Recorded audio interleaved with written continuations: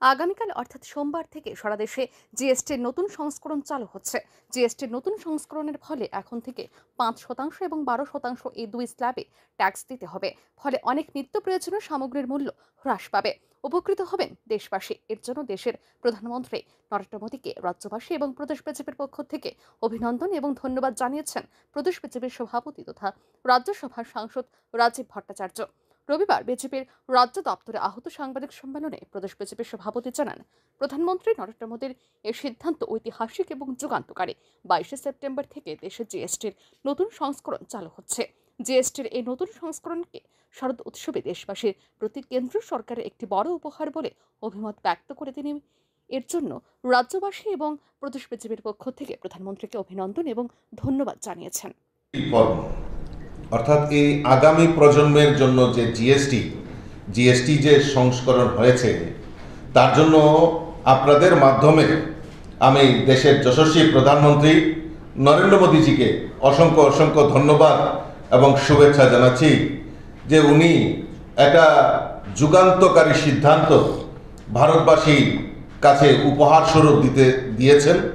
আগামী ২২ সেপ্টেম্বর থেকে এই জিএসটির যে নূতন রিফর্ম হয়েছে তা লাগু হতে যাচ্ছে। মাননীয় দেশের যশস্বী প্রধানমন্ত্রী নরেন্দ্র মোদীজি আমাদের বিশেষ করে এই দুর্গা উৎসব, আসন্ন যে দুর্গা উৎসবে সবচেয়ে বড় উপহার উনি আমাদেরকে দিয়েছেন। আমি ত্রিপুরা প্রদেশ বিজেপির তরফ থেকে উনাকে অসংখ্য অসংখ্য এবং রাজ্যবাসীর তরফ থেকে অসংখ্য অসংখ্য। সাংবাদিক সম্মেলনে প্রদেশ বিজেপির সভাপতি আরও জানান, জিএসটির নতুন সংস্করণ চালু হলে পরে দেশের সকল অংশের জনগণ লাভবান হবেন। নতুন কর পরিকাঠামো গরিব, মধ্যবিত্ত, কৃষক, শ্রমিক, কর্মচারী সহ সমাজের প্রত্যেকের থেকে এর থেকে লাভ নিতে পারবেন।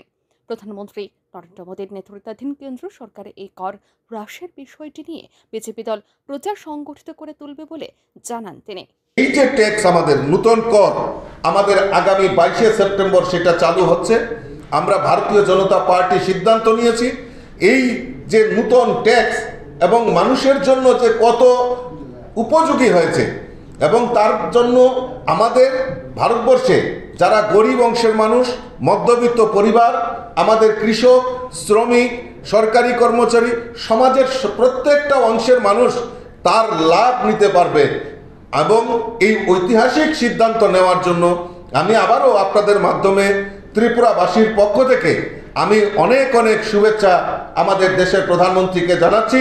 এবং এই ট্যাক্স যে রিডিউস হয়েছে তার জন্য আমরা বিভিন্নভাবে আমরা প্রচার প্রসার অভিযান আমরা সংগঠিত করব, সেই সংকল্প নিয়েছি। আর ইতিমধ্যে জানেন যে আমাদের এই সাংবাদিক সম্মেলনে উপস্থিত ছিলেন বিজেপির রাজ্য প্রভারী doctor Rajdeep Roy. Report RA News।